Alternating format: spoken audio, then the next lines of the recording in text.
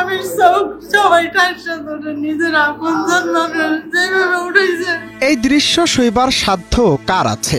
বাবার নির্দেশে আপন ভাইয়ের দুই চোখ তুলে নিচ্ছে অপর দুই ভাই।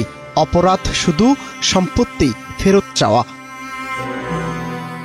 বরিশালের মুলাদিতে গচ্ছিত টাকা ও স্বর্ণালঙ্কার ফেরত চাওয়ায় নৃশংসতার শিকার হয়েছেন রিপন ব্যাপারী নামের ওই ভাই। অভিযোগ উঠেছে বাবার আদেশে দুই ভাই মিলে তাকে অমানবিকভাবে নির্যাতন করে দুই চোখ উপড়ে ফেলে দিয়েছে। হৃদয় বিদারক এই ঘটনা ঘটেছে মঙ্গলবার রাতে উপজেলার নাজিরপুর ইউনিয়নের সাহেবরচর গ্রামে। চোখ হারিয়ে এখন মৃত্যুর সঙ্গে পাঞ্জা লড়ছেন ৩৬ বছর বয়সী রিপন ব্যাপারী।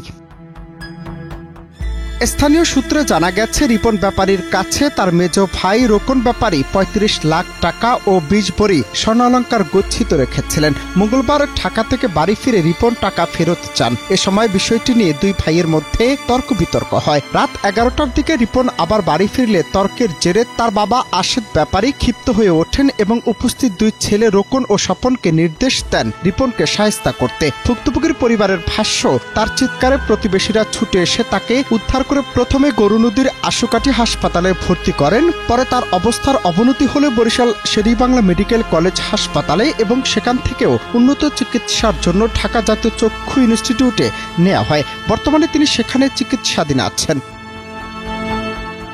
অন্যদিকে ঘটনার পরপরই অভিযুক্ত আশেদ ব্যাপারী ও তার দুই ছেলে পালিয়ে যায়। বৃহস্পতিবার দুপুরে পুলিশ খবর পেয়ে স্বপন ব্যাপারীকে উজিরপুর উপজেলার মশাং গ্রামের শ্বশুরবাড়ি থেকে গ্রেফতার করে। গ্রাম জুড়ে এই ঘটনার রেশ ছড়িয়ে পড়েছে। স্থানীয়রা বলছেন, পারিবারিক সম্পদ ফেরত চাইতে গিয়ে এমন ভয়ঙ্কর নৃশংসতার শিকার হবে কেউ তা কল্পনাও করেনি। রিপনের দুই চোখ তুলে নেওয়ার মতো নির্মম ঘটনা শুধু পরিবার নয়, পুরো সমাজকে নাড়া দিয়েছে।